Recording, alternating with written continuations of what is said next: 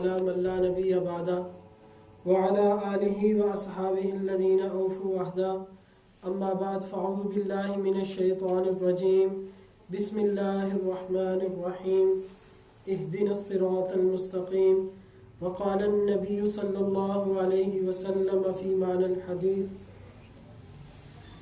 عليكم بسنتي وسنة الخلفاء الراشدين المهديين صدق الله العظيم وصدق رسوله النبي الكريم نحن على ذلك لمن الشاهدين والشاكرين والحمد لله رب العالمين رب اشرح لي صدري ويسر لي أمري واحلل عقدة من لساني يفقهوا قولي سبحانك لا علم لنا إلا ما علمتنا إنك أنت العليم الحكيم رب زدني علما وارزقني فهما اللهم صل على سيدنا ومولانا محمد وآله وصحبه وسلم كما تحب وترضى عدد ما تحب وترضى. انتہائی واجب الاحترام گرامی قدر سامعین، یہ الحمدللہ ہماری 15ویں علمی مجلس ہے. اس سے پہلے الحمدللہ کافی مضامین جو ہے وہ الحمدللہ اس پر گفتگو ہو چکی ہے، جس سے الحمدللہ یہ بات روز روشن کی طرح واضح ہو گئی کہ اہل سنت والجماعت احناف کے عقائد و نظریات اور مسائل جو ہیں وہ اللہ کی کتاب اور نبی پاک صلی اللہ علیہ وسلم کی سنت سے اور اجماع امت اور قیاس شرعی سے ثابت ہیں. تو آج کی ہماری نشست علمی نشست کا موضوع اور عنوان تعویذات ہیں کہ کیا تعویذات شرک ہے یا تعویذات کا استعمال کرنا جائز ہے. کیونکہ قرب قیامت کا دور چل رہا ہے. ویسے تو نبی پاک صلی اللہ تعالی علیہ وسلم کے تشریف لانے سے ہی آپ صلی اللہ علیہ وسلم نے ارشاد فرمایا انا والساعۃ کا ہاتین، کہ میں اور قیامت یوں 2 انگلیوں کی طرح برابر ہے، یعنی قیامت اتنی قریب ہے. نبی پاک صلی اللہ علیہ وسلم سے پہلے کا زمانہ اور آپ صلی اللہ علیہ وسلم کے بعد کا زمانہ قیامت تک، یہ زمانہ زیادہ قریب ہے بنسبت پہلے کے. اور پھر یہ جو ہے دنیا اور کائنات اپنے اختتام کی طرف تیزی کے ساتھ جو ہے وہ سفر کر رہی ہے. یوں تو حدیث میں آتا ہے کہ جو مر جاتا ہے اس کی قیامت قائم ہو جاتی ہے. تو قرب قیامت میں فتنوں کا دور ہوگا. لوگ جو ہیں وہ اعتدال سے ہٹ جائیں گے، کوئی افراط میں چلا جائے گا، کوئی تفریط میں چلا جائے گا، کوئی ثابت شدہ مسئلوں کا انکار کرنے لگے گا جو کتاب اللہ سے سنت رسول سے ثابت ہوں گے، ان کا انکار کرنا شروع کر دے گا. اور کوئی جو کتاب اللہ اور سنت رسول سے مسئلے ثابت نہیں ہوں گے ان کو دین کی طرح ہی ضروری سمجھنا شروع کر دے گا، بلکہ اس سے بھی بڑھ کر اگر ان کے نظریات کو نہ مانا جائے تو اس سے بھی بڑھ کر وہ اس پر کفر اور شرک کے فتوے بھی صادر کرنا شروع کر دیتے ہیں. جبکہ یہ دین اسلام جو ہے اللہ تبارک و تعالیٰ نے اس دین کو، دین اسلام کو افراط اور تفریط سے پاک بنایا ہے. یہ متوسط امت ہے. وَجَعَلْنَاكُمْ أُمَّةً وَسَطًا. متوسط کا معنی یہ ہے کہ نہ تو یہ دین کے مسئلوں کا انکار کرتے ہیں اور نہ ہی ان مسئلوں کو دین سمجھتے ہیں جو دین میں نہیں ہے. تو بہت سارے مسئلے مسائل اس طرح کے ہیں کہ جن میں لوگ افراط اور تفریط کا شکار ہے. انہی مسائل میں سے ایک مسئلہ تعویذات کا بھی ہے کہ بعضوں نے تو یوں کہا کہ تعویذات مطلقاً شرک ہیں. تعویذات اور دم چھوٹے چھوٹے رسالے بھی لکھ دیے اور پوری امت پر کفر اور شرک کے فتوے بھی لگا دیے کہ جو تعویذ کرے کروائے، تعویذ کرنے والا بھی مشرک، کروانے والا بھی مشرک. یعنی اس حد تک بڑھ گئے. بعضوں نے کہا یہ ناجائز اور حرام ہے مطلقاً، اور بعضے جو ہے وہ اسی کو ضروری سمجھ لیتے ہیں کہ اس کے بغیر گویا کہ کوئی کام ہی نہیں ہوگا. اور اس میں غلو کر جاتے ہیں اور ان عاملین کے پاس بھی چلے جاتے ہیں کہ جن کے تعویذات میں شرک لکھا ہوا ہوتا ہے۔ اب اس میں متوسط راستہ کیا ہے کتاب و سنت سے؟ شریعت ہماری اس میں کیا رہنمائی کرتی ہے؟ تو آج میں نے یہ عرض کرنا ہے۔ اس سے پہلے سب سے پہلے مسئلہ یہ سمجھیں کہ تعویذات کی حیثیت کیا ہے، کہ تعویذات کیا چیز ہے، تاکہ ہم مسئلے کو اچھی طرح سمجھ لیں۔ تو یاد رکھیں بہت سارے کام ہم ایسے کرتے ہیں کہ جن کا تعلق آخرت کے ساتھ ہوتا ہے، جس طرح نماز ہے، روزہ ہے، حج ہے، زکوٰۃ ہے، کہ ہم اپنی آخرت کو بنانے کے لیے ان اعمال کو اختیار کرتے ہیں۔ تو جن اعمال کا تعلق آخرت کے بننے سے ہے ان اعمال کے لیے ضروری ہے کہ وہ اعمال دلائل شریعہ سے ثابت ہو اور ان اعمال کا تعلق دین کے ساتھ ہو۔ تو ایسے اعمال کا جن کا تعلق آخرت کے ساتھ ہے اس کے لیے دلیل چاہیے۔ اور اگر ہم کوئی ایسا عمل کرتے ہیں کہ جس کو ہم آخرت کا عمل سمجھتے ہیں اور اس پر ہمارے پاس دلیل کوئی نہ ہو تو ایسے عمل کو بدعت کہا جاتا ہے، ایسے عمل کو بدعت کہا جاتا ہے۔ اور بہت سارے کام ہم وہ کرتے ہیں جس کا تعلق دنیا کے ساتھ ہے، آخرت کے ساتھ اس کا کوئی تعلق نہیں ہے۔ مثال کے طور پر اب ہم پانی پیتے ہیں تو پانی ہم شیشے کے گلاس میں بھی پی لیتے ہیں، مٹی کے گلاس میں بھی پی لیتے ہیں، اور پلاسٹک یا دیگر دھاتوں کے جو گلاس بنے ہیں، پیالے بنے ہیں، یہ ہاتھ سے بھی پی لیتے ہیں۔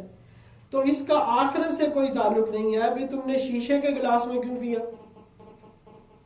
یا اسی طرح ہم جو لباس پہنتے ہیں، کوئی کھدر کا لباس پہنتا ہے، کوئی کسی اور چیز کا، کوئی کاٹن، ہزاروں طرح کے لباس آ گئے، تو اس کا تعلق آخرت کے ساتھ نہیں ہے، اس کا تعلق زیب و زینت کے ساتھ اور دنیا کے ساتھ ہے۔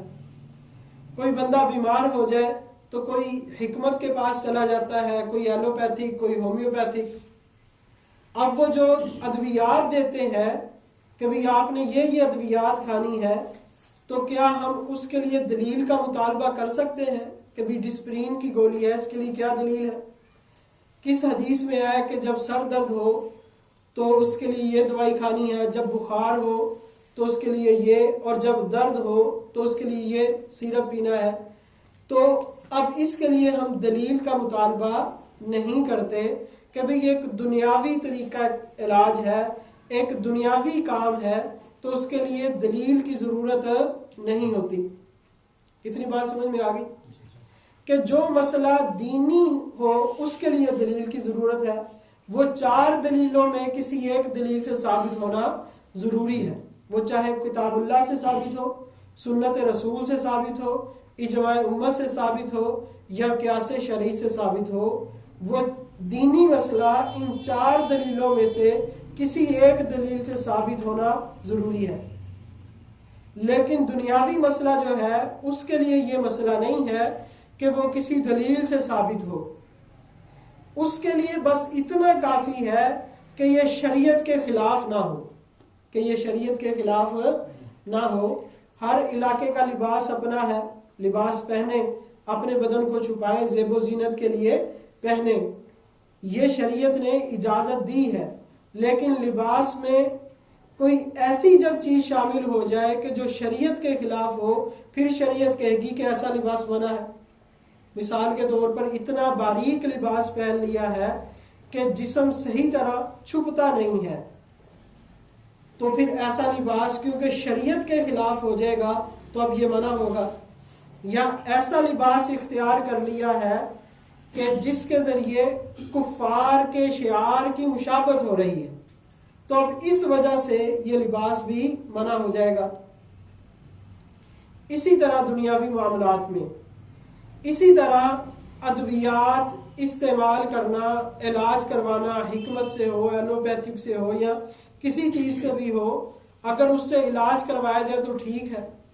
لیکن جب ایسی ادویات استعمال کی جائیں جس میں شراب ملا لی گئی ہو، یا جس میں دم مسفوح، بہتا ہوا خون اور ناپاک اور نجس چیزوں کی جس میں آمیزش کر دی گئی ہو، تو اب شریعت کہتی ہے کہ اب ان ادویات کا استعمال درست نہیں ہے، کیونکہ اب یہ مسئلہ تھا تو دنیا کا، لیکن کیونکہ دین سے ٹکرا گیا ہے، اب یہ مسئلہ یہ درست اور جائز نہیں ہے۔ اب اسی پر سمجھ لیں کہ تعویذات کیا ہے۔ تعویذات ایک دنیاوی طریقہ علاج ہے۔ تعویذات کیا ہے؟ دنیاوی طریقہ علاج ہے۔ اب وہ کیسے؟ کیونکہ اس کا تعلق دنیا کے ساتھ ہے، آخرت کے ساتھ نہیں ہے۔ بھئی کوئی آپ کو ایسا تعویذ نہیں ملے گا کہ آپ ایسا تعویذ لے لیں کہ بھئی عذاب قبر سے بچ جائے، کوئی ایسا تعویذ دے دیا جائے، یا کوئی ایسا تعویذ ہو کہ بندہ انسان جو ہے وہ جنت الفردوس میں پہنچ جائے اور پل صراط سے جو ہے وہ تیزی سے گزر جائے، فرشتوں کو پتہ ہی نہ چلے۔ تو ایسے تعویذات موجود نہیں ہے، بلکہ تعویذات کن چیزوں کے ملتے ہیں؟ جن کا تعلق دنیا سے ہے۔ بچہ بیمار ہو گیا ہے، پیٹ درد ہے، سر درد ہے، کسی کو یرکان ہے، اور الی آخری جتنی بیماریاں جو ہیں وہ ساری کی ساری ان بیماریوں کے تعویذات ملتے ہیں۔ پلس یہ کہ کوئی سحر ہے، جادو ہے، جنات کا مسئلہ ہے۔ اب بروفین پینے سے تو جن نہیں جائے گا، کیا خیال ہے؟ یا ڈسپرین کھانے سے جادو تو نہیں ختم ہوگا، تو اس کے لیے انہی اعمال کو اختیار کیا جائے گا جو اس چیز میں جو ہے اس چیز کو زائل کرنے کے لیے سبب اور ذریعہ ہے۔ تو اب اتنی بات سے یہ بات سمجھ میں آ گئی کہ اگر تعویذات پر کوئی بھی دلیل موجود نہ ہو تو ہر ذی شعور اور سلیم الفطرت انسان، جس کی عقل اللہ تعالیٰ نے سلیم الفطرت بنائی ہے، اتنی بات سے وہ سمجھ جاتا ہے کہ واقعتاً جو تعویذات ہیں یہ جائز ہے، کیونکہ یہ دنیاوی طریقہ علاج ہے۔ جس طرح ایلوپیتھک ہومیوپیتھک جائز ہے، اس سے علاج کروانا جائز ہے، اسی طرح جو ہے یہ تعویذات کے ذریعے علاج کروانا بھی جائز ہے۔ اسی سے ایک اور مسئلہ بھی سمجھ لیں، جب آپ ڈاکٹر سے دوائی لیتے ہیں تو وہ فری دیتا ہے نا، فری نسخہ لکھ دیتا ہے۔ جب آپ میڈیکل سٹور پہ جاتے ہیں، کلینکس وغیرہ پہ، تو وہ فری ادویات دے دیتے ہیں۔ ایسا نہیں ہے پاکستان میں، ایسا کہیں بھی نہیں ہے، ایسا کہیں بھی نہیں ہے، اللہ ماشاءاللہ کوئی ہو تو وہ ان علاج کرنے پر اجرت لیتے ہیں آپ سے۔ ان علاج کرنے پر کیا لیتے ہیں؟ اجرت لیتے ہیں، اور ادھر کوئی بھی نہیں کہتا کہ یہ ناجائز اور حرام ہے، ادھر کوئی بھی نہیں کہتا کہ یہ ناجائز اور حرام ہے۔ تو جس طرح ہومیوپیتھک، ایلوپیتھک، حکمت وغیرہ کے ذریعے علاج کر کے اجرت لینا جائز اور درست ہے، اسی طرح تعویذات کے ذریعے علاج کر کے اس کی اجرت لینا جائز اور درست ہے، جائز اور درست ہے۔ اب اگلی بات سمجھیں کہ جس طرح وہ چیزیں جب شریعت کے خلاف ہوں گی تو وہ ناجائز اور حرام ہے، اسی طرح اگر تعویذات شریعت کے خلاف ہوں گے تو یہ ناجائز اور حرام ہوں گے۔ اب تعویذات اور دم، اس کے بارے میں عربی زبان میں رقیہ کا لفظ استعمال ہوتا ہے، رقیہ شرعیہ، آج کل یہ بھی چل رہا ہے الرقیۃ الشرعیہ، اور دوسرا لفظ اس کے لیے تعویذ کا بھی استعمال ہوتا ہے، تعویذ بھی عربی زبان کا لفظ ہے۔ تو دونوں، رقیہ کا معنی پڑھ کر پھونک مارنا، پڑھ کر دم کر دینا، اس کو بھی رقیہ کہتے ہیں، اور جو پڑھا ہے اس کو لکھ دینا اور اگلے بندے کو دے دینا، اس کو بھی رقیہ کہتے ہیں لغت کے اعتبار سے، لغت کے اعتبار سے اس کو بھی رقیہ کہتے ہیں۔ اب اس پر بہت ساری احادیث ہیں، بخاری میں بھی، مسلم میں بھی، ابو داؤد میں بھی، ترمذی میں بھی، اور اسی طرح مصنف ابن ابی شیبہ میں، مسند احمد میں، صحیح ابن حبان وغیرہ میں صحیح احادیث موجود ہے جس میں رقیہ کا تذکرہ موجود ہے۔ اب دیکھیں الحمدللہ، جب ہم ایسی مجالس میں بیٹھتے ہیں جہاں حق کی بات کی جائے، کتاب و سنت کی بات کی جائے، تو ایمان مضبوط ہوتے ہیں۔ اب جب ہم ایسی مجالس کو لازم پکڑ لیں گے تو پھر آنے والے جو گمراہ کن فتنے ہیں وہ ہم پر اثر نہیں کریں گے۔ ہمارے ذہن میں بات ہوگی کہ یار نہیں، یہ ہم نے سنا تھا کہ اس پر دلائل موجود ہے، اور یہ مسئلہ اس طرح ہے. اب اگر آپ کو کوئی پمفلٹ دے گا کہ یہ دیکھو تعویذات کے بارے میں یہ پمفلٹ ہے کہ تعویذات کرنا اور جادو ٹونا کرنا یہ سب شرک ہے، تو آپ فوراً آپ اس سے متاثر نہیں ہوں گے بلکہ آپ کے ایمان کی حفاظت ہوگی. تو اس لیے ایسی مجالس میں بیٹھنے کا جو ہے وہ اہتمام کرنا چاہیے. اور یہ الحمدللہ جو ہمارا یہاں سلسلہ چلا اللہ کے فضل سے، یہ الحمدللہ بہت قیمتی ہے. اس میں آپ ایک پھر تو وہ حدیث کو مانیں گے، اور اگر عام مکتبے کی کتاب کی حدیث پیش کریں تو پھر ان کی سمجھ میں نہیں آتی، عجیب. بعضے کہتے ہیں جی صرف بخاری مسلم کی حدیث ہو تو ہم اس کو مانیں گے، بخاری مسلم کے علاوہ حدیث ہو تو ہم اس کو نہیں مانتے. اب اندازہ لگائیں، مختلف طرح کے فتنے ہیں نا، مختلف طرح. بھی دیکھیں بخاری میں تو سب کا اتفاق ہے، بخاری میں تو سب کا اتفاق ہے، اتنی بات تو ٹھیک ہے. اب اتنی بات کہہ کے باقیوں کی نفی کر دینا، یہ اصل میں زہریلی گولی ہے جو عام انسان کو وہ ٹیکا لگاتے ہیں.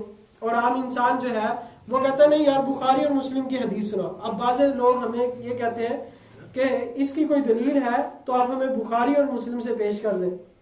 تو ہم انہیں کہتے ہیں کہ آپ بخاری اور مسلم سے یہ پیش کر دیں کہ بخاری اور مسلم ہی دلیل ہے کہ اللہ تعالیٰ تو یہ فرما رہے ہیں اطیعوا اللہ و اطیعوا الرسول، کہ اطاعت کرو اللہ اور اللہ کے رسول کی. یہاں تو کوئی تخصیص نہیں ہے کہ جو رسول اللہ صلی اللہ علیہ وسلم کے فرامین بخاری اور مسلم میں ہوں گے ان کی تو اطاعت کرنا، اور جو بخاری اور مسلم کے علاوہ ہوں گے ان کی اطاعت نہ کرنا. کیونکہ ایسا کہیں ہے؟ کہیں. جہاں بھی اللہ کے نبی صلی اللہ علیہ وسلم کی حدیث مبارکہ آ جائے گی ہم اس کو مانیں گے، اور جہاں نبی پاک صلی اللہ علیہ وسلم کی سنت آئے گی ہم اس پر عمل کریں گے. اس لیے ہم اہل سنت ہیں. اس لیے ہم کیا ہیں؟ اہل سنت. میں علامہ صاحب کے پاس ملاقات ہوئی ہماری، تو بات چیت چل رہی تھی، تو علامہ صاحب علامہ ڈاکٹر خالد محمود صاحب دامت برکاتہم العالیہ، تو انہوں نے فرمایا کہ بھئی حدیث کا کیا معنی ہے اور سنت کا کیا معنی ہے؟ تو پھر خود فرمانے لگے بھئی سنت کا معنی ہے کام اور عمل، اور حدیث کا معنی ہے بات. تو ہم اہل سنت ہیں، ہم عمل کرنے والے ہیں. ہم اہل سنت ہیں، ہم کام والے ہیں، عمل کرتے ہیں. ہم اہل حدیث نہیں ہیں، بتونی نہیں ہے کہ صرف باتیں کرتے رہے. سمجھ آئی؟ تو اہل سنت وہ ہیں جو سنت پر عمل کرتے ہیں.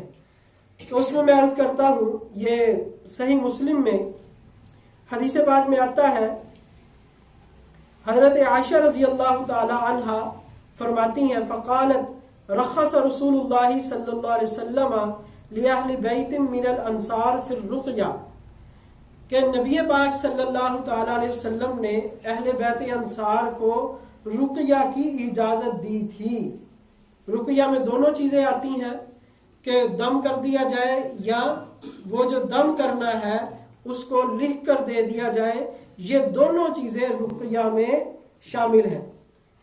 پھر اس کے بعد اس سے اگلی حدیث 2193 اس میں بھی اسی چیز کا ذکر کہ حضرت عائشہ رضی اللہ تعالیٰ عنہ فرماتی ہیں کہ اللہ کے نبی صلی اللہ علیہ وسلم نے ہمیں جو ہے اہل بیت انصار کو تعویذات کرنے کی رخصت دی تھی.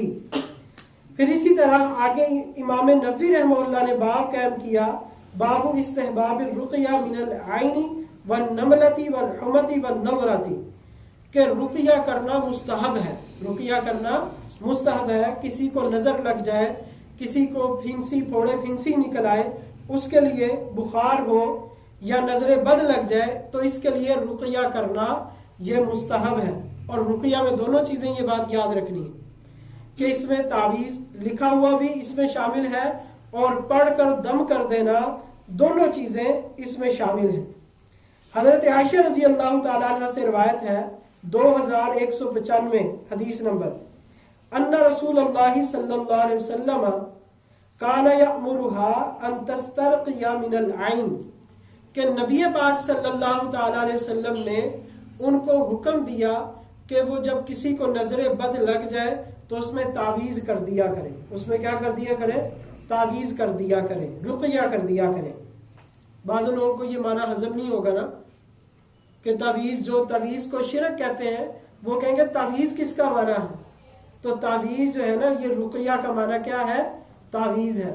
یہ آپ چھوٹی لغت کی کتاب ہے بیان اللسان، اس میں دیکھ لیں، المصباح میں دیکھ لیں، المنجد میں دیکھ لیں، یا عربی کی کسی لغت میں آپ دیکھ لیں، یہ تینوں لغتوں میں تو لکھا ہے، اور باقی لغات میں بھی اس کا یہ معنی لکھا ہے۔ پھر یہی روایت جو ہے سیدنا انس بن مالک رضی اللہ تعالیٰ عنہ سے، کہ آپ صلی اللہ تعالیٰ علیہ وسلم، یہ دو حدیثیں آگے چلے آپ، تو حضرت انس بن مالک رضی اللہ تعالیٰ عنہ سے روایت ہے، وہ فرماتے ہیں رخص رسول اللہ صلی اللہ علیہ وسلم فی الرقیۃ من العین والحمۃ والنملۃ، کہ آپ صلی اللہ تعالیٰ علیہ وسلم نے نظر بد ہو اور ہوڑے پھنسی ہو، اس کے تعویذ کی اجازت آپ صلی اللہ تعالیٰ علیہ وسلم نے عنایت فرمائی تھی۔ اب پھر اس کے بعد اور بھی احادیث اس میں موجود ہیں، میں اس میں سے ایک دو حدیثیں آپ کو اور سناتا ہوں۔ نبی پاک صلی اللہ تعالیٰ علیہ وسلم، حضرت جابر رضی اللہ تعالیٰ عنہ سے روایت ہے، وہ فرماتے ہیں فقال یا رسول اللہ انک نہیت عن الرقیہ، یا رسول اللہ، آپ صلی اللہ علیہ وسلم، اللہ کے نبی، آپ نے ہمیں رقیہ سے منع فرمایا تھا، وَأَنَا عَرْقِي مِنَ الْعَقْرَبِ، اور مجھے رقیہ آتا ہے، اگر کسی کو بچھو کاٹ لے تو اس کا دم اور تعویذ مجھے پتا ہے، تو اس کے بارے میں آپ کیا فرماتے ہیں؟ فقال، تو آپ صلی اللہ تعالیٰ علیہ وسلم نے ارشاد فرمایا من استطاع منکم ان ينفع اخاہ، تم میں سے کوئی شخص اگر یہ طاقت رکھتا ہے کہ اپنے بھائی کو نفع پہنچائے، فَلْيَفْعَلْ، تو اس کو چاہیے کہ اپنے بھائی کو نفع پہنچا دے۔ تو کتنی واضح حدیثیں موجود ہیں تعویذات کے جواز پر۔ اب یہ دیکھیں جتنی اس میں چیزیں مذکور ہیں، سب کا تعلق دنیاوی چیزوں کے ساتھ ہے، بیماریوں کے ساتھ ہے نا، نظر بد کے ساتھ ہے، تو اس کے تعویذات کی اجازت آپ صلی اللہ علیہ وسلم نے دی، کیونکہ دنیاوی طریقہ علاج ہے، بھئی آپ جس طرح اپنے بھائی کو نفع پہنچا سکتے ہیں وہ پہنچائیں، لیکن شریعت کے خلاف نہ ہو، شریعت کے خلاف نہ ہو۔ اسی طرح نبی پاک صلی اللہ علیہ وسلم کی اگلی حدیث جو ہے ما ارا باسن من استطاع منکم ان ينفع اخاہ فلیفعل، آپ صلی اللہ علیہ وسلم نے فرمایا کہ مجھے اس میں کوئی حرج نظر نہیں آتا، بلکہ تم میں سے جو آدمی اپنے بھائی کو نفع پہنچا سکتا ہو وہ نفع پہنچائے۔ ایک اور روایت حضرت عبد الرحمن بن عوف رضی اللہ تعالیٰ عنہ سے، وہ فرماتے ہیں کننا نرقی فی الجاہلیۃ فقلنا یا رسول اللہ کیف تری فی ذالک، انہوں نے کہا کہ عبد الرحمن بن عوف رضی اللہ تعالیٰ عنہ نے کہ یا رسول اللہ، ہم زمانہ جاہلیت میں تعویذات کرتے تھے، اب الحمدللہ مسلمان ہو گئے ہیں، تو اب آپ اس کے بارے میں کیا فرماتے ہیں؟ تو آپ صلی اللہ تعالیٰ علیہ وسلم نے ارشاد فرمایا اعرضوا علی رقیاکم، کہ مجھے اپنے تعویذات دکھاؤ کہ تم کیا تعویذات کرتے ہو۔ تو جب آپ صلی اللہ علیہ وسلم کو تعویذات دکھائے گئے تو آپ صلی اللہ علیہ وسلم نے فرمایا لا بأس بالرقیہ، کہ ایسے تعویذ میں کوئی حرج نہیں ہے، یہ جائز ہے، ما لم یکن فیہ شرکن، جب تک اس میں شرکی الفاظ نہ ہو، جب تک اس میں شرکی الفاظ نہ ہو تو ان تعویذات میں کوئی حرج نہیں ہے۔ اب کتنی واضح حدیث آ گئی، تو اس سے یہ بات بھی معلوم ہو گئی، وہ میں آخر میں بھی انشاءاللہ کروں گا، کہ بعض حضرات جو ہے یہ حدیث پیش کرتے ہیں من اللہ کا تمیمۃ فقد اشرک، کہ جس نے تعویذ لٹکایا، تمیمہ لٹکایا تو اس نے شرک کیا، اس نے کیا کیا؟ شرک کیا۔ تو اس سے مراد وہ تعویذات ہیں جس میں شرکیہ الفاظ ہو، اور جس میں شرکیہ الفاظ نہ ہو تو وہ تو بالکل جائز اور درست ہے۔ اور پھر آگے سنن ابی داود میں یہ حدیث نبی پاک صلی اللہ تعالیٰ علیہ وسلم کا یہی فرمان کہ آپ صلی اللہ علیہ وسلم نے فرمایا کہ مجھے اپنے تعویذات دکھاؤ، جب دکھائے گئے تو آپ صلی اللہ علیہ وسلم نے فرمایا کہ اس میں کوئی حرج نہیں جب تک اس میں شرک نہ ہو۔ یہ سنن ابی داؤد حدیث نمبر 3886۔ پھر اس کے بعد 3893 اس میں حدیث ہے جس کے آخر میں، پوری حدیث نہیں پڑھتا، آخر میں لکھا ہے وَقَانَ عَبْدُ اللَّهِ ابن عمر يعلمهن من عقل من بنيه ومن لم يعقل كتبه فأعلقه عليه، کہ حضرت عبداللہ بن عمر رضی اللہ تعالیٰ عنہ جو ان کے بالغ بچے ہوتے، بڑے بچے ہوتے، ان کو تو فرماتے ہیں کہ یہ دعا یاد کر لو، اعوذ بکلمات اللہ التامات من غضبہ وشر عبادہ ومن ہمزات الشیاطین وان یحضرون، کہ یہ پڑھ لیا کریں. اور جو بچے چھوٹے ہوتے اور وہ نہ پڑھ سکتے تو ان کلمات کو لکھ کر ان کے گلے میں تعویذ بنا کر پہنا دیا کرتے. تو اب اگر تعویذات شرک ہوتے تو وہ صحابی یہ کام کرتے؟ بھائی دیکھیں، ان سے پوچھیں کہ اگر قرآن پاک میں سورہ فاتحہ لکھی ہوئی ہو اور وہ قرآن آپ کی جیب میں ہو تو درست ہے؟ کہیں گے درست ہے. اچھا، ایک صفحے پر سورہ فاتحہ لکھ دی جائے اور اپنی جیب میں رکھی جائے تو ٹھیک ہے؟ کہیں گے ٹھیک ہے. اچھا، اب اسی سورہ فاتحہ کو جیب کی بجائے گلے میں ڈال لیا جائے تو یہ شرک کیسے؟ اندازہ لگائیں کہ وہ شرک کیسے ہوگا کہ اگر وہی قرآن کی آیت آپ کی جیب میں ہے تو جائز ہے، وہی قرآن کی آیت اگر چمڑے میں آ جائے اور گلے میں آ جائے تو وہ شرک کس طرح، یا بازو پہ باندھ لی جائے تو وہ شرک کس طرح ہو جاتی ہے؟ تو اصل میں یہ ہے کہ وہ تعویذات ہی شرک ہے جس میں شرکیہ الفاظ لکھے جائیں گے، وہ ادویات ہی ناجائز ہیں جن میں ناجائز چیزیں ڈالی جائیں گی، اور وہ ادویات جو جن میں جائز چیزیں ڈالی جاتی ہیں وہ جائز ہیں، اور جو ادویات ناجائز ہیں وہ ناجائز ہیں. اسی طرح جو تعویذات جو ہے جائز ہیں تو وہ جائز ہیں، جن میں کوئی شرکیہ بات نہ لکھی گئی ہو، قرآن کی آیت لکھی ہو یا کوئی حدیث مبارکہ لکھ دی جائے یا اسی طرح کوئی دعا لکھ دی جائے، یا اردو میں بعض لوگ تعویذ لکھ دیتے ہیں، یا بعض لوگ جو ہے وہ ہندسے کے تعویذ لکھ لیتے ہیں، تو وہ بھی جو ہے وہ جائز ہے. جب پتہ چل جائے کہ واقعتاً اس میں کوئی شرکیہ چیز لکھی گئی ہے اور اس میں ناجائز کلمات لکھے گئے ہیں، شیاطین سے مدد طلب کی گئی ہے یا اور ایسے بتوں کے نام وغیرہ لکھے گئے ہیں، تو پھر وہ ناجائز اور حرام ہے، وگرنہ وہ کیا ہے؟ جائز ہے. یہ مسند احمد میں حدیث نمبر 14573، حضرت اسماء بنت امیس کو نبی پاک صلی اللہ تعالی علیہ وسلم نے فرمایا، کچھ بچے تھے تو دیکھا کہ ان کے رنگ زرد ہیں، تو فرمایا کہ ان کو کیا ہوا، ان کو کیا کوئی حاجت ہے، کیا مسئلہ، ان کو کیا مسئلہ کیا ہے؟ تو انہوں نے عرض کیا، حضرت اسماء رضی اللہ تعالیٰ عنہ نے عرض کیا، لا ولیکن تسرع الیہم العین، یا رسول اللہ صلی اللہ علیہ وسلم ان کو نظر بڑی جلدی لگ جاتی ہے، اس وجہ سے بچوں کی یہ کیفیت ہو گئی. تو آپ صلی اللہ تعالیٰ علیہ وسلم سے انہوں نے فرمایا، افنرقیہم، تو کیا میں اس کو دم کر دوں، تعویذ دے دوں؟ قال وبماذا، تو آپ صلی اللہ علیہ وسلم نے پوچھا بھی کیا تعویذ ہوگی، کیا دم کرو گی؟ فعرضت علیہ، تو انہوں نے دکھایا کہ یا رسول اللہ یہ چیز، یہ میں پڑھوں گی. تو آپ صلی اللہ تعالیٰ علیہ وسلم نے جب دیکھا، فقال ارقیہم، آپ صلی اللہ علیہ وسلم فرمایا کہ ٹھیک ہے، اس کے ذریعے تم تعویذ کر لو. تو یہ حدیث بھی بالکل صحیح اور درست ہے. تو اس سے صاف طور پر یہ معلوم ہو گیا کہ جو تعویذات صحیح اور درست ہیں جس میں شرکی الفاظ نہ ہو تو ان کے ذریعے علاج کرنا کیا ہے؟ درست ہے.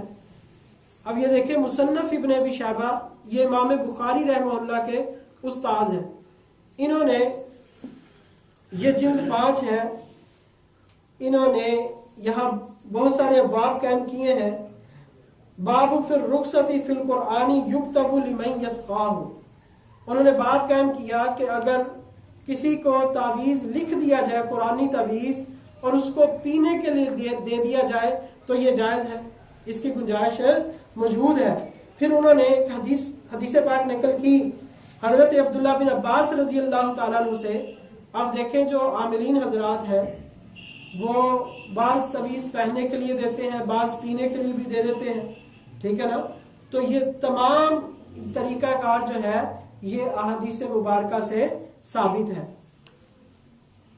ویسے ہمارے حضرات جو ہیں وہ الحمدللہ اس کو پیشہ ورانہ طور پر تو نہیں کرتے، جو بزرگوں کی صحبت میں رہے ہوں اور جو جن کو نسبت ہو وہ الحمدللہ اس کو دینی کام سمجھ کر کرتے ہیں، کہ جس طرح یہ بے دینی کا سبب اور ذریعہ ہے کہ لوگ غلط لوگوں کے پاس چلے جاتے ہیں، اپنے عقائد و نظریات بھی خراب کرتے ہیں، اور اسی طرح جانی مالی اور عزت آبرو کا بھی نقصان کر لیتے ہیں جہالت کی وجہ سے.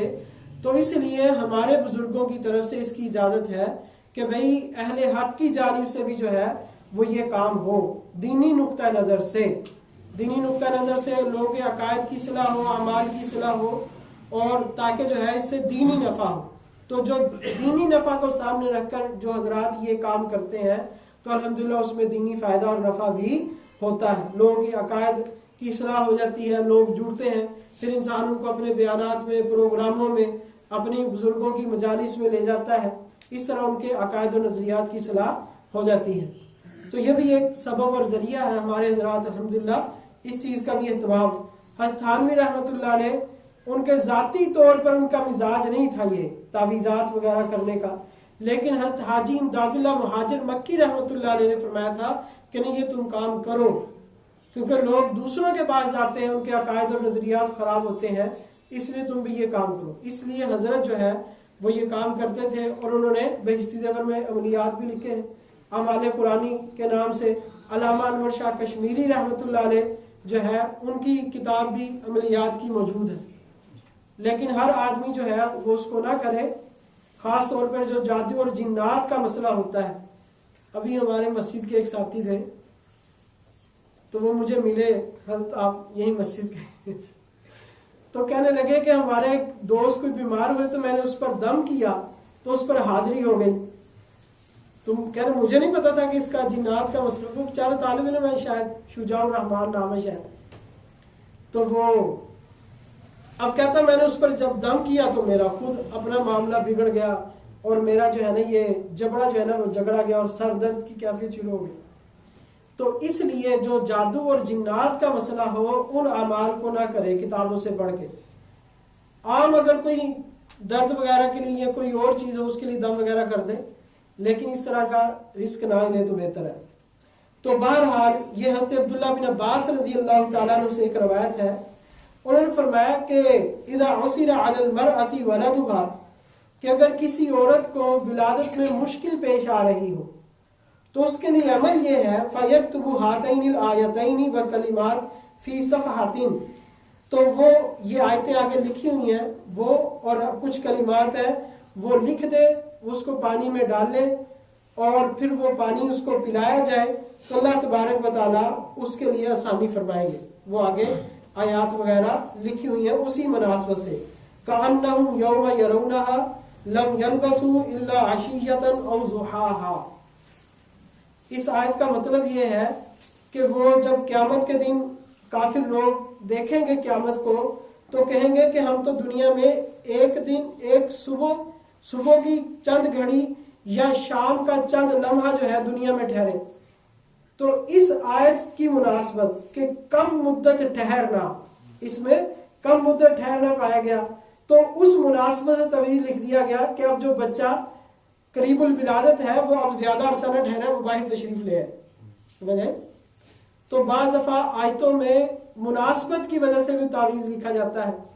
اسی طرح ایک بزرگ کہنے لگے کہ ایک خاتون آئی میرے پاس اور کہنے لگی کہ میں جب کنگھی کرتی ہوں تو درمیان میں چیر نہیں نکلتا، مجھے کچھ بتا دیں. اب اس بیچاری عورت ہوگی کوئی معتقد ہوگی تو ہم نے فرمایا کہ جب کنگھی کرنے لگو تو اہدنا الصراط المستقیم یہ آیت پڑھ لینا.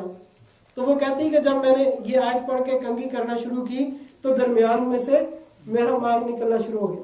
بہرحال آیت کی مناسبت ہوتی ہے، جب کوئی مریض یا مرض یا کوئی بیماری وغیرہ ہوتی ہے، یا مناسبت نہ بھی ہو تو اللہ تعالیٰ نے قرآن میں شفا رکھی ہے، لیکن مناسبت کوئی نہ کوئی ضرور ہوتی ہے. تو یہ انہوں نے فرمایا کہ اگر اس کو لکھ کر دے دیا جائے اور وہ پی لے تو یہ اس کے لیے آسانی ہو جائے گی. پھر اسی طرح حضرت مجاہد، لیث اور مجاہد رحمہم اللہ، وہ انہما لم یرا بأسا ان یکتب آیۃ من القرآن. حضرت مجاہد رحمۃ اللہ علیہ اور حضرت لیث رحمہ اللہ دونوں محدث ہیں، وہ فرماتے ہیں کہ اگر قرآن کی آیت لکھ دی جائے اور اس کو وہ بندہ مریض پی لے تو اس میں کوئی حرج نہیں ہے۔ حضرت سعید بن جبیر رضی اللہ تعالیٰ عنہ، یہ بہت بڑے تابعین میں ان کا شمار ہوتا ہے، یہ کیا کرتے یکتب التعویذ لمن اتاہ، یہ تعویذات کا بھی کام کرتے تھے، لوگوں کو تعویذ بھی دیا کرتے تھے، کوئی آتا اس کو تعویذ لکھ کر دے دیتے۔ تو اس طرح انہوں نے آگے کافی احادیث وغیرہ نقل کی ہیں جس میں صحابہ، تابعین، تبع تابعین وغیرہ سے یہ منقول ہے، تو بہرحال اس کو پڑھنے کی ضرورت نہیں، وقت بھی کم ہے۔ حضرت ابو جعفر رضی اللہ تعالیٰ عنہ رحمہ اللہ، ان کا بھی یہی تھا، ان کا موقع بھی یہی تھا، ان کا فتویٰ بھی یہی تھا کہ اگر قرآن لکھ کر چمڑے میں ڈال دیا جائے اور اس کو اگر گلے میں پہن لیا جائے تو اس میں کوئی حرج نہیں ہے۔ اس طرح اور مختلف تابعین وغیرہ سے انہوں نے یہ آثار نقل کیے۔ اور آخر میں یہ صحیح ابن حبان ہے، اس میں سے میں کچھ چیزیں آپ کو دکھانا چاہ رہا تھا۔ یہ اس کا صفحہ نمبر جو ہے یہ 1042 اور حدیث نمبر 60 انہوں نے یہاں باب بھی قائم کیے اور انہوں نے وضاحت کر دی۔ جب دیکھیں، ایک ہے حدیث کو پڑھ لینا اور ایک یہ ہے کہ اس حدیث سے کیا چیز ثابت ہو رہی ہے یہ سمجھنا۔ اب یہ سمجھائیں گے فقہاء اور محدثین۔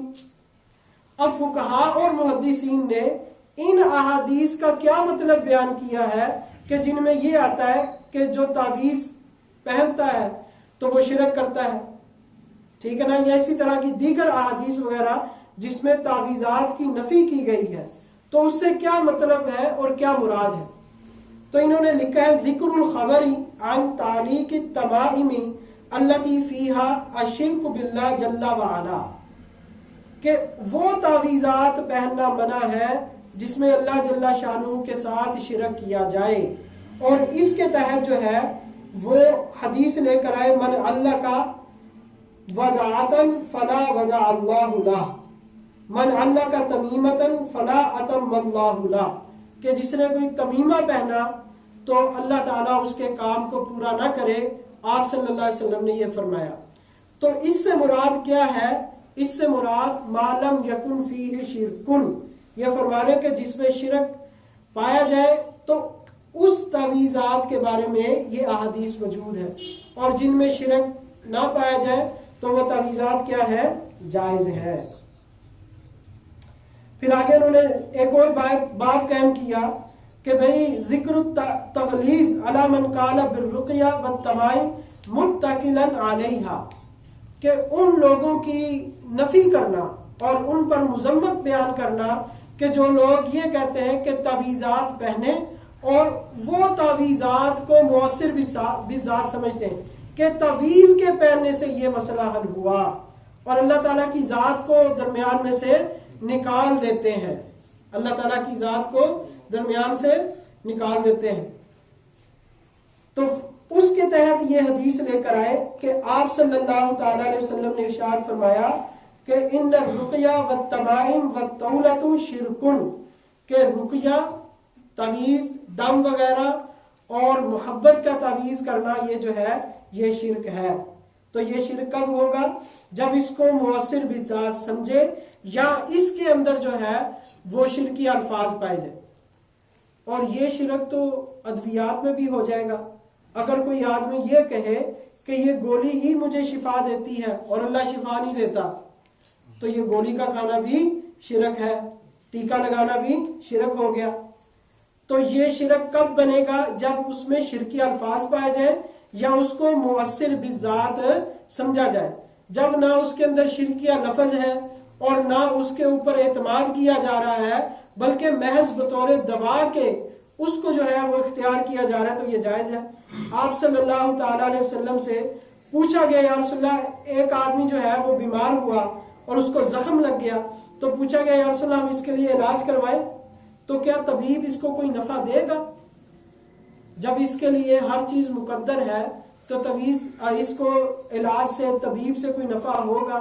تو آپ صلی اللہ علیہ وسلم نے ارشاد فرمایا کہ اللہ تعالیٰ نے کوئی بیماری نازل نہیں کی مگر اس کے لیے دوا بھی نازل کی ہے، اس لیے تم دوائی جو ہے وہ اختیار کیا کرو. دوائی کے اختیار کرنے کا حکم دیا گیا، اس لیے دوائی کا استعمال کرنا یہ سنت ہے. ایک اور حدیث، حضرت قریب فرماتے ہیں کہ مجھے علی ابن حسین رضی اللہ تعالیٰ عنہ نے اخذ بیدی علی ابن الحسین، علی بن حسین رضی اللہ تعالیٰ عنہ نے مجھے میرے ہاتھ سے پکڑا. فانطلقنا الی شیخ من قریش، پھر ہم قریش کے ایک شیخ تھے ان کے پاس گئے. یقال لہ ابن ابی حثمہ تھا، ان کا نام ابن ابی حثمہ تھا. یصلی الی اسطوانۃ فجلسنا الیہ فلما رأى علیا، جب ان شیخ نے دیکھا کہ حضرت حسین کے بیٹے علی رضی اللہ تعالی عنہما تشریف لائے ہیں تو وہ انصرف الیہ فقال له علی حدثنا حدیث امک فی الرقیہ. تو حضرت علی ابن حسین رحمہ اللہ نے کہا کہ حضرت آپ مجھے اپنی والدہ کی حدیث بیان کریں تعویذ کے متعلق. تو پھر انہوں نے فرمایا کہ کانت ترکی فی الجاہلیہ، میری والدہ جو تھی زمانہ جاہلیت میں تعویذات کرتی تھی. فلما جاء الاسلام، جب اسلام آیا، قالت، تو انہوں نے عرض کیا، لا ارکی حتی استأذن رسول اللہ صلی اللہ علیہ وسلم، اب میں تعویذات نہیں کروں گی یہاں تک کہ رسول پاک صلی اللہ علیہ وسلم سے اجازت نہ لے لوں. اب اندازہ فرمائے کتنے فرما بردار تھے کہ ہر کام پوچھ کر کرنا نبی پاک صلی اللہ تعالی علیہ وسلم سے. تو وہ فرماتی ہیں فاتتہ فاستأذنتہ، تو وہ اللہ کے نبی صلی اللہ علیہ وسلم کے پاس گئیں اور انہوں نے اجازت طلب کی. فقال لها رسول اللہ صلی اللہ علیہ وسلم، تو آپ صلی اللہ تعالی علیہ وسلم نے ان کو فرمایا، ارقی ما لم یکن فیہا شرکن، کہ تو تعویذ کر لیا کر جب تک اس میں شرک نہ ہو. تو کتنی واضح احادیث ہے. تو دونوں احادیث میں جو ہے وہ تطبیق موجود ہے. ہم ان احادیث کو بھی مانتے ہیں جن احادیث میں تعویذ کو شرک کہا گیا، اور ہم ان احادیث کو بھی مانتے ہیں جن احادیث میں تعویذات کی اجازت دی گئی. ہم کسی حدیث کا انکار نہیں کرتے، لیکن دونوں احادیث کا معنی اور مفہوم جو ہے وہ بھی بتلا دیتے ہیں کہ شرکیہ جو جن احادیث میں تعویذ کو شرک کہا گیا ہے تو ان سے کیا مراد ہے کہ ان میں شرکی الفاظ پائے جائیں یا اس تعویذ کو مؤثر بالذات سمجھا جائے، تو اس سے یہ مراد ہے. اور اگر اس میں شرکی الفاظ نہ ہو، کتاب و سنت یا کوئی ایسے الفاظ لکھ دیے جائے جو شرکیہ نہ ہو، تو وہ بالکل جائز اور مباح ہے. تو اللہ تبارک و تعالی ہم سب کو صحیح سمجھ عطا فرمائے اور کتاب و سنت پر سلف صالحین کے منہج کے مطابق چلنے کی توفیق عطا فرمائے. اب اس پر کسی بھائی نے کوئی سوال پوچھنا ہے تو پوچھ لیں. یہ کوئی لوگ کہتے ہیں بیمار ہوتا گھر میں، کسی نے تعویذ کیا ہے، کوئی کام نہیں چل رہا، کسی نے تعویذ کیا، اس طرح کے معاملات جو ہوتے ہیں اس کے بارے میں. جی بڑا اہم سوال ہے کہ یاد رکھیں کہ یہ چیز جادو العین حق بھی کہا گیا. نبی پاک صلی اللہ علیہ وسلم نے فرمایا کہ نظر کا لگ جانا بھی حق ہے اور جادو کا ہو جانا بھی حق ہے. آپ صلی اللہ علیہ وسلم پر جادو کروایا گیا، مسلم یہ احادیث میں موجود ہے، صحیح احادیث میں موجود ہے. تو اس سے یہ بات معلوم ہوتی ہے کہ جادو اور سحر جو ہے اگر کسی پر کروایا جائے تو وہ چل سکتا ہے. لیکن تمام چیزوں میں یہ عقیدہ مسلمانوں کا ملحوظ خاطر ہی ہوتا ہے کہ اللہ کے چاہنے سے ہی ہوتا ہے، اللہ کے چاہنے سے ہوتا ہے. اگرچہ ہر بات کے ساتھ ہم اس چیز کو ذکر نہیں کرتے کہ بھی اللہ کے چاہنے سے ایسا ہوا، اللہ کے چاہنے سے ایسا ہوا، لیکن عقیدہ اور نظریہ یہی ہونا چاہیے. تو اس لیے اگر کوئی آدمی واقعتاً کسی پر جادو یا سحر کرواتا ہے تو وہ جادو اور سحر اس پر ہونا ممکن ہے، اس پر جادو اور سحر ہو جاتا ہے. لیکن اب پتہ کیسے چلے گا کہ کس نے کروایا ہے؟ تو یہاں یاد رکھیں شریعت میں اس کی کوئی گنجائش نہیں ہے کہ کسی عامل کے کہنے پر آپ کسی کو جادوگر سمجھنا شروع کر دیں کہ کسی عامل نے کہا بھی فلاں بندے نے آپ پر جادو کروایا اور فلاں عورت نے آپ پر جو ہے وہ سحر کروایا ہے. شریعت میں اس کی کوئی گنجائش موجود نہیں ہے. اس کو شرعاً ہم اس کو جادوگر نہیں سمجھ سکتے. اسی طرح جو ہے عاملین حضرات کے بتانے سے کسی کو چور سمجھ لینا، کسی کو ڈاکو سمجھ لینا یا کسی کو فلاں سمجھ لینا، یہ قطعاً جائز نہیں ہے. باقی جادو کا ہو جانا، سحر کا ہو جانا یہ بالکل برحق ہے، اور اسی کے لیے تو اللہ نے قرآن بھی نازل فرمایا، اور اسی کے لیے جو ہے یہ اللہ تعالیٰ نے قرآن میں شفا رکھی ہے، احادیث میں مختلف اعمال ذکر کیے گئے ہیں، اسی کے لیے یہ اہل حق جو عاملین ہیں ان کے ساتھ جو ہے وہ رجوع کیا جائے۔ جی ایک میں نے بات پوچھنی تھی حضرت، ایک تو یہ بھائی نے بڑا اچھا سوال کیا نبی صاحب نے، جادو جو لوگ کرتے ہیں جس کے اوپر کیا ہوا ہے اس کو کیسے جسٹیفائی کیا جائے، ایک جو بات ہے۔ دوسری بات یہ ہے کہ اگر جس کو اللہ پاک نے کو عربی پڑھنے کی توفیق دیا، قرآن پاک پڑھنا جانتا ہے، وہ آج جیسے اعمال پرانی کتاب ہے مولانا تھانوی رحمۃ اللہ علیہ کی، اس کے اندر کو ڈھونڈ کے اس کو یاد ہے، کیا لوگوں کو لکھ کے دے سکتا ہے اور اس کا معاوضہ لے سکتا ہے لوگوں سے، جو آپ نے پہلے بار ارشاد فرمائی کہ جیسے ایک صحابی کو کچھ آ رہے تھے تو کسی عیسائی کو دم کیا تھا تو ان بکریاں کو دے دی تھیں، یہ واقعہ بھی ٹھیک ہے؟ ہاں جی بالکل، یہ واقعہ بخاری اور مسلم میں موجود ہے کہ صحابی نے دم کیا تھا تو وہ اس کے عوض میں بکریاں لیں۔ دوسری بات یہ ہے کہ آپ جو فرما رہے ہیں کہ اگر کسی کو ہم جو اعمال قرآنی میں وغیرہ یا کسی کتاب سے لکھ کر کسی کو تعویذ دے دیں اور اسے اجرت لے لیں، تو یاد رکھیں جیسا میں نے پہلے بتایا کہ وہ پھر اپنی گردن کو پکڑ کے بیٹھ جائے گا، پھر جتنی اس سے لی ہے اس سے زیادہ لگانی پڑ جائے گی۔ اس لیے یہ جادو اور جنات کے مسئلے کو نہ چھیڑا جائے، ٹھیک ہے نا، جادو اور جنات کے مسئلے کو نہ چھیڑا جائے، بلکہ دم کرنے سے بھی احتراز کیا جائے۔ اب اس بیچارے نے تو سمجھا تھا کہ یہ بیمار ہے، اس کو تو پتہ ہی نہیں تھا اس کے ساتھ ہونا کیا، تو بہرحال اس سے جو ہے وہ جس طرح، اب دوسری بات یہ کہ پتہ کس طرح چلے گا، اس کا جو جادو ہوا ہے، ٹھیک ہے نا، یہی سب سے مشکل کام ہے عملیات میں۔ عملیات کی لائن میں سب سے مشکل کام تشخیص ہے، کہ تشخیص کس طرح کرنی ہے کہ اس کو کیا مرض ہے، وہ ایک مشکل کام ہے، وہ عام بندہ نہیں کر سکتا۔ بعض عامل حضرات جو کرتے ہیں وہ محض ایک ٹوٹ کے ٹائپ ہوتے ہیں کہ اس طرح ہو جائے اور اس طرح ہو جائے تو یہ ہے، اس طرح ہو جائے تو یہ ہے، کنفرم ان کا نہیں ہوتا، وہ کافی مشقت اور کافی پڑھائیوں کے بعد جو ہے وہ کسی حد تک وہ کنفرم ہوتا ہے۔ تو جس طرح دیکھیں نا کہ ٹیسٹ کرنے کی مشینیں ہیں، کون سی بیماری ہے بھئی، کون سی بیماری ہے، جب عام لیبارٹریوں سے نہ پتہ چلے پھر ایک بڑی لیبارٹری میں اور سی ٹی اسکین کروایا جاتا ہے کہ بھی اس میں سارا کچھ آ ہی جائے گا، تو سی ٹی اسکین جو ہے نا وہ ہر عامل کے پاس نہیں ہے، وہ اللہ کو کسی نہیں دی ہے۔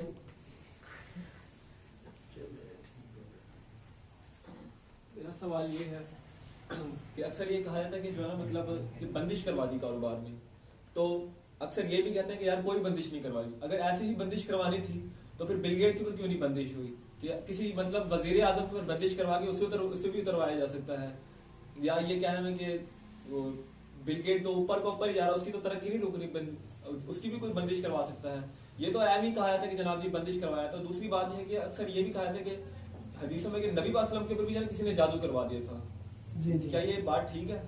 جی وہ میں نے عرض کر دیا کہ وہ صحیح احادیث میں تو آتا ہے آپ صلی اللہ علیہ وسلم پر سحر کا اثر ہونا، پھر آپ صلی اللہ علیہ وسلم نے اللہ سے دعا کی اور پھر نبی پاک صلی اللہ علیہ وسلم سو رہے تھے اور پھر آپ صلی اللہ علیہ وسلم نے خواب دیکھا کہ 2 فرشتے آئے ہیں اور 2 فرشتے آپس میں گفتگو کر رہے ہیں کہ بھئی ان پر جو ہے آپ صلی اللہ علیہ وسلم پر جادو کر دیا گیا۔ دوسرے نے پوچھا کس نے کیا، تو اس نے بتایا کہ فلاں نامی ایک آدمی اس نے جادو کیا، پھر وہ آپ صلی اللہ علیہ وسلم کو سارا بتا دیا گیا، پھر پڑھائی کر دی گئی۔ تو جادو کا ہو جانا یہ صحیح اور درست ہے، ٹھیک ہے نا۔ اب کس پر فردن کس پر کروایا، کس نوعیت کا جادو کروایا گیا، کاروبار کی بندش کے لیے، فلاں بندش کے لیے، فلاں بندش کے لیے، اس کا فیصلہ ہم قطعی طور پر نہیں کر سکتے کہ یہ کس وجہ سے ہوا کہ واقعتاً ہے۔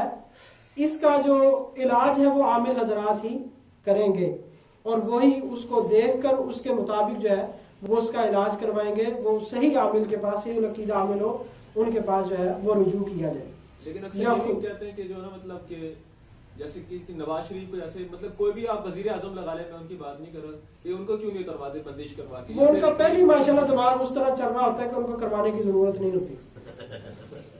الحمدللہ رب العالمین والعاقبۃ للمتقین والصلاۃ والسلام علی اشرف الانبیاء والمرسلین ربنا لا تزغ قلوبنا بعد إذ هديتنا وهب لنا من لدنك رحمة إنك أنت الوهاب.